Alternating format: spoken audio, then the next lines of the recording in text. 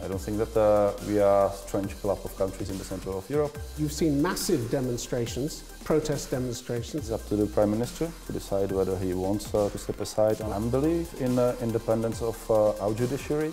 With time running out for Brussels and London to get a Brexit deal, the EU is planning to heap all the blame on Britain if the negotiations fail. My guest this week here in Prague is the Czech Foreign Minister Tomas Petricek. He has surprisingly clear differences with the government he serves. So why doesn't he resign?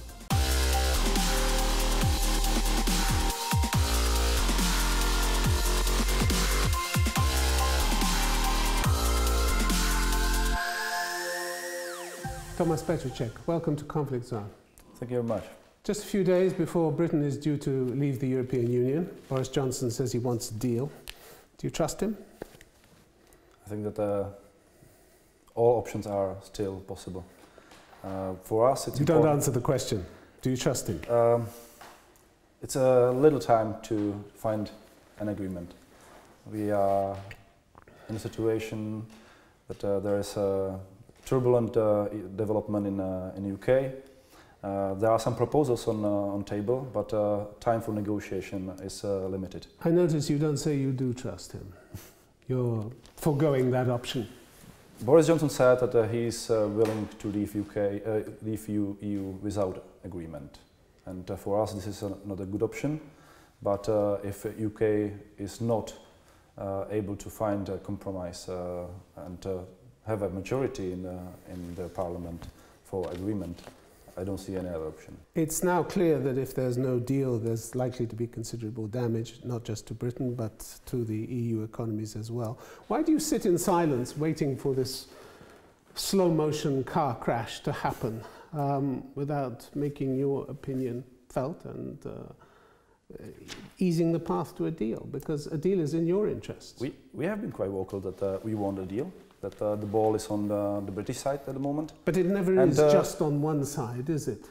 I mean, but we have negotiated for a number of months, for more than a year, about an agreement, which was hard to find a compromise on EU27 side as well. And now we are dealing with the situation that one side was negotiating without clear support for the outcome of the negotiation.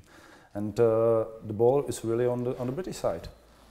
We would like to see what are their proposals, especially when it comes to backstop, because this is the main challenge for us. You talked about divisions among the EU27. It was difficult to get a unified line here. Brussels always says you're absolutely in unity on the issue. That's not true, is it? It is true, really? But it was necessary to accommodate concerns of many member states before we reached the agreement last year. And it was not an easy task for EU negotiators also to accommodate the interests and concerns of member states like Ireland, but many others. Well, you have, for instance, you have Charles Michel, who's the new European Council President. He wants, he says that no deal is better than a bad deal. You have Ursula von der Leyen, who's going to be the new Commission President. She wants to extend the deadline for Britain, so she would be willing to extend the Article 50 negotiations. So you do have divisions here. You have clear divisions. A minor one, maybe. That's a minor one, is it? Really? But for us it's also important that if UK wants to extend the period for negotiations, and there are good reasons for that, presented by Westminster, let's consider it. Are you content to blame Britain, put all the blame on Britain if the negotiations fail? Because that's what Brussels is leading towards. That's what Jean-Claude Juncker has already said. If things fail, it will be the British fault. Do you share some of the blame for this? First of all, I think that the blame game is something that is not contributing to good faith negotiation.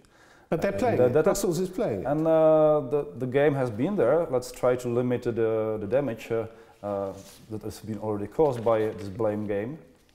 It is not to blame one side or one side only. I think that for the stake of the agreement, I think that we should be open for the proposal from the other side. Let's discuss it within EU27. But it's important to keep the unity in the European Union. That's something that we have strived for. We have been able to maintain the unity over the past year, and it's important also to be prepared for establishing relations between the bloc and UK after the exit happened. European industry is very nervous, getting nervous as we get down to the deadline. Also the citizens. We have around 100,000 people, Czech people, living in the UK, and so far they really don't know what's going to happen. They live in uncertainty, and this is also not a very positive part of the whole process. Car manufacturers are warning about a seismic shift in trading conditions if Britain leaves with no deal. And many of the changes You're a big car manufacturer in Britain, in Europe? We are also concerned about the impact. That's why we always supported the agreement. But do you think that provide us a space to negotiate future relations between EU and UK, including the trade relations between the bloc and Great Britain. Without the agreement, we will get to the situation that UK becomes a third country from one moment to another, harming the relations, causing a lot of problems to not only car manufacturers, but for many other industries. I understand what you're saying. You mentioned the Irish backstop, which is the main stumbling block to getting an agreement. Are you happy that this one issue could torpedo the whole deal between Britain and the EU? Is it really worth Brussels digging in its heels on this one, which may prevent a whole deal taking place? We should keep in mind the whole history of the island. That it is not possible to divide fully the island. At the same time, we need to make sure that we protect internal market. And that's more important than the Good Friday Agreement? No, we are trying to preserve the both, and the backstop is the way how to preserve the both. We don't want to return back before Big Friday Agreement. But if there's no deal, you will junk the Good Friday Agreement. But we also expected that the UK comes up with some proposals. And if it doesn't, you will put up a border. The EU will put up a border. It's already said it would. If there is a no deal, there will be the borders. So that's why we also would like to see that UK comes up with some proposals. There are some currently discussed and negotiated. We are open to negotiations.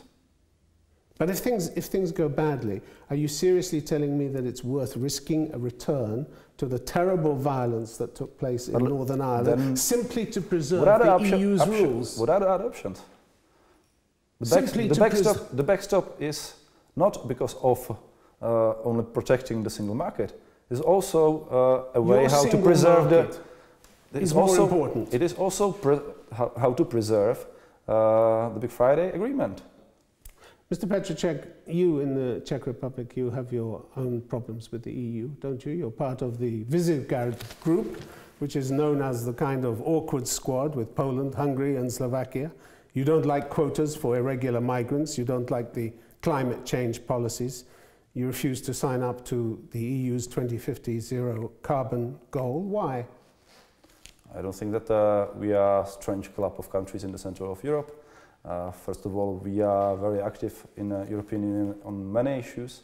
Why did you refuse to sign up to the climate goal, the 2050 climate goal? It is still negotiated. We are aware about the need to have strong climate and energy policies within the European Union. We are meeting our obligations when it comes to Paris Agreement. At the same time, we want to have a comprehensive approach, not to deindustrialize Europe, to see that the reality. Your Prime Minister, Mr. Babis, has said EU is also only less than 1/10 of the global emissions. EU is not going to salvage the whole climate without others, and let's discuss it in this context. Your Prime Minister, Mr. Babis, has said, why should we decide 31 years ahead of time what will happen in 2050? That's not a very helpful comment, because if we don't decide now, 2050 is going to look very different than it might otherwise do. And I agree that it is time to start policies that will have impact until 2050. So that's not a helpful comment by your Prime Minister, is it? I agree that we need stronger EU policies in this area. He doesn't. At the same time, we would like so. to have a rational, realistic debate in the European Who's Union. going to get their way, the Prime Minister or you on this? But Prime Minister is also part of the negotiations. We are taking part of the solution. But he doesn't want to reach. He doesn't want to reach any decisions now. He says, "Why should we take decisions 31 years ahead of time?" No, but he discussed with new President of the European Commission about the climate change with other partners in Europe. He probably presented the position of my country that as an industrial, export-oriented country, we would like to see that all the options that are on the table will not lead to the industrialization, loss of jobs. We don't want to have a jobless future. On migration, as far as the EU is concerned, you've been equally unhelpful when it came to taking a share of the huge numbers of irregular migrants turning up at the EU borders. You decided this wasn't for you. In 2017, you took just 12 of them out of an EU-mandated quota of 2,700. Not 1,200, you took just 12. And then your government said it would no longer comply, just like Hungary and just like Poland. Why? Why won't you help? We are helping. You take the money from the EU, you don't play by the rules of the EU. And we are giving a lot of money to prevent migration, to solve some of the problems in the countries of origin or in transit countries. What's a lot of money? 100 million crowns? It's hundreds of millions, and it's 100 million a year, isn't it? Okay, compared to the resources we have available, which is under 4 million euros a year. No, it's much more money. Like we are now preparing a project with Germany in Morocco. We have a project with Italy in Libya. We are annually giving hundreds of millions of Czech crowns to Middle East, North Africa. We have just presented to the government. The EU's efforts in Libya have been a disaster, haven't they, Minister?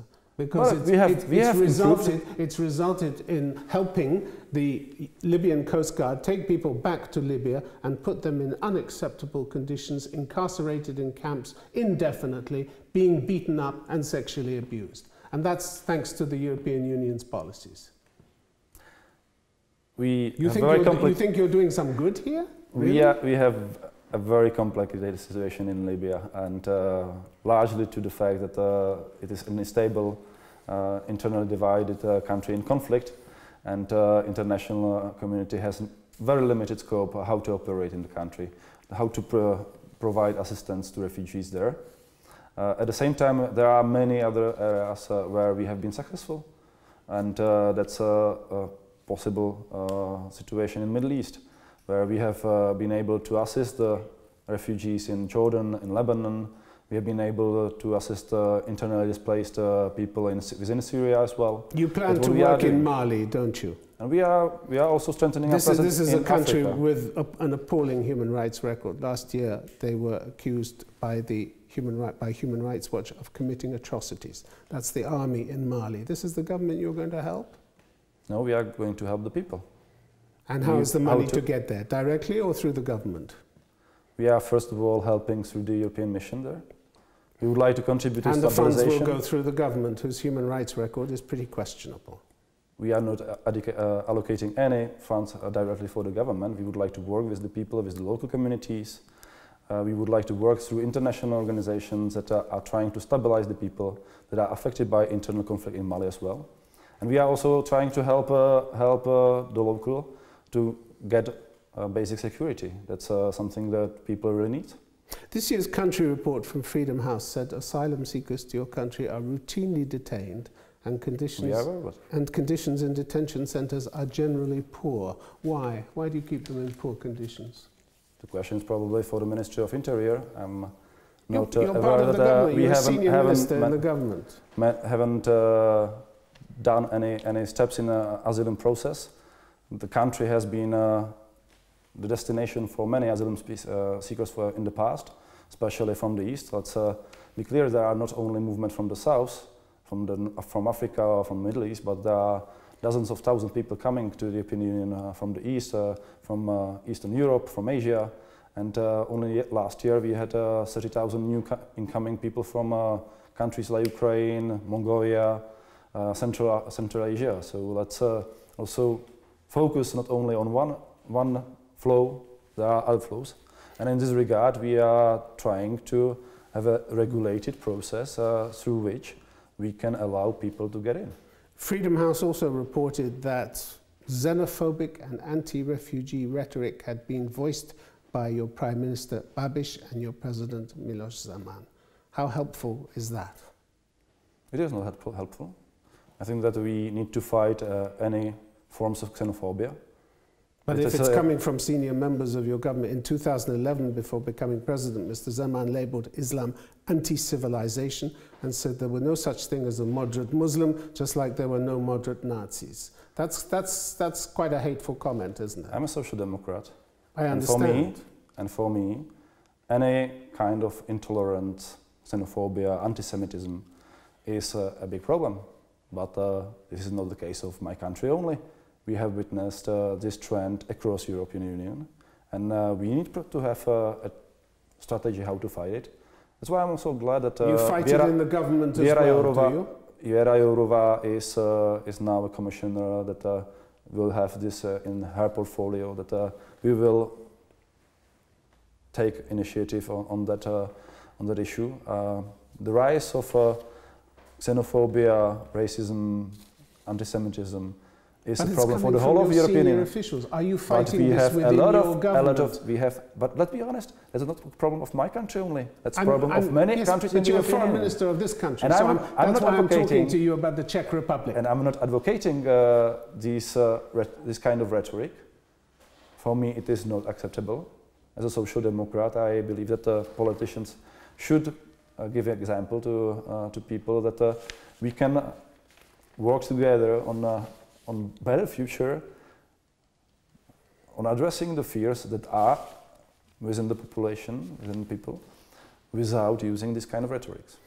We talked about the climate issues, we talked about the migration. Another cause of tension with the EU is allegations that your billionaire Prime Minister, Mr. Babis, improperly received more than 17 million euros in EU subsidies to the agri-food business, with which he has been both directly and indirectly connected. An EU audit alleged significant conflicts of interest in his private business, although he's said he doesn't think he's done anything wrong, and he called the EU report an attack on the Czech Republic. Do you see that report as an attack on the Czech Republic?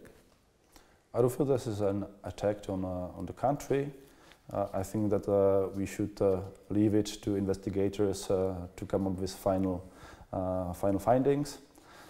We have the ministries responsible have provided the information the European Commission asked for. I believe that everybody should be considered that anything bad happened until it is proved. But it's damaging to your relations with the EU, isn't it? I haven't witnessed that any of my colleagues ask what's happening. Many similar cases happen. The EU is they're not backing down on the charges, despite the denials from the Prime Minister. But the investigation is still ongoing. Some investigations are still ongoing, but the EU has made its position clear. But one case has been closed recently by the prosecutors. We are now providing information to the European Commission when it comes to the audits of... You're talking about the domestic charges that were leveled against the Prime I'm talking about domestic charges which the Prague prosecutor dropped. But at the same time, the European Commission is still continuing the with European the audit Commission process. Is refusing to let payments go from the EU budget until under the European final structure. Yeah, until the final report is presented, and the final report hasn't been presented yet. When the Prague prosecutor dropped the case against Mr. Babis, he published an explanation of his decision. Half of it was blacked out. What has he got to hide, and what has the government got to hide with this? Why do you offer an explanation to the public and you black half of it out? What's the point of that?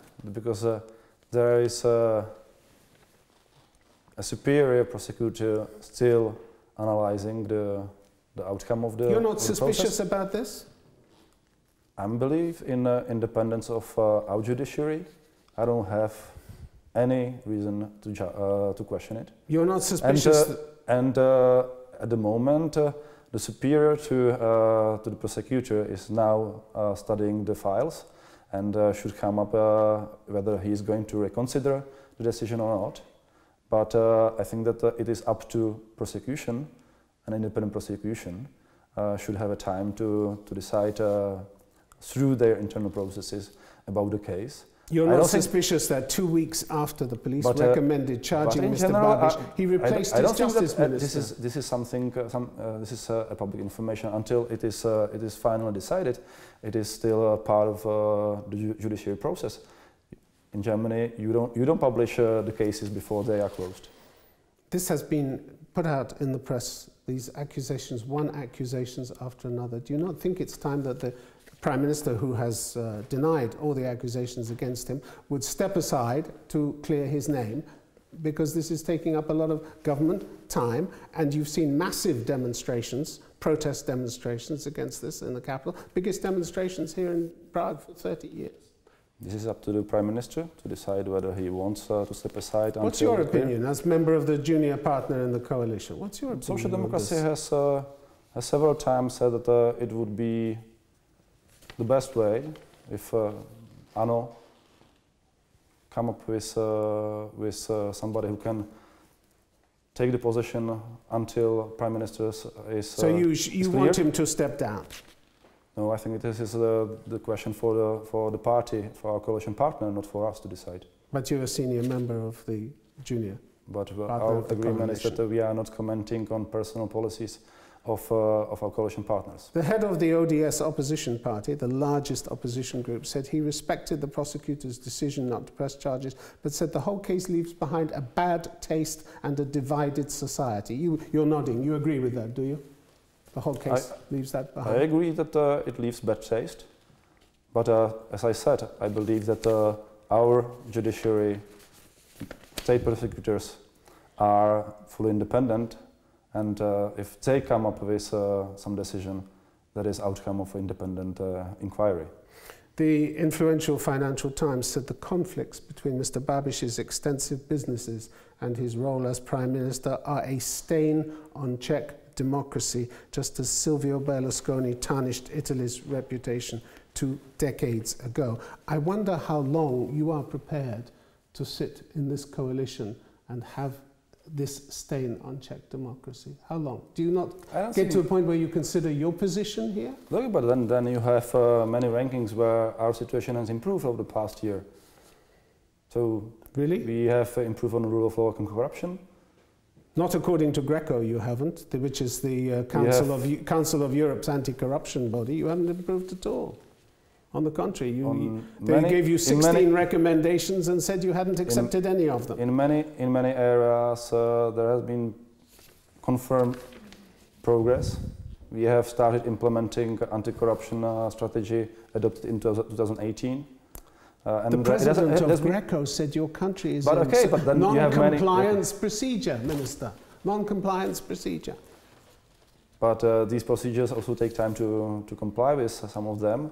And we are also correspondingly applying our policy that is in play and that has been referred to international community. But at what point, to go back to the question, at what point do you consider your position and say, I can no longer serve in this government because I disagree with what's going on? I disagree with what the Prime Minister says, the President says. The President went back on his word and said, he had previously said he would never stop an investigation into Mr. Babis. He changed his mind and said, yeah, this is quite possible. It is speculation about what's going to happen after but this is what he said. That is not. How can you trust the President who says that? Goes back on his word. It's a directly elected president, and that's up to the people to decide in elections. And what about your personal decision? And what about do you step aside? What about, and what's the alternative then? Because to stay in opposition outside the government. And what kind of government we will have? What would you have? What would it be? You answer that question. You ask the question. It will be a government supported by populist and extremist forces. And that's certainly not in the interest of my country. That's why we probably bear the costs of this coalition. At the same time, as a social democracy, we need to maintain and keep the independence of judiciary, we need to be the guardians of. It's going to be a fight with these charges, isn't it? All these charges. But then I'm saying that we need to play the role of keepers, and that's our task in the government, I believe. And still, there hasn't been any final decision on any of the cases. We are waiting for the outcome of the Commission's inquiry. We are also waiting for the domestic cases to be finally closed.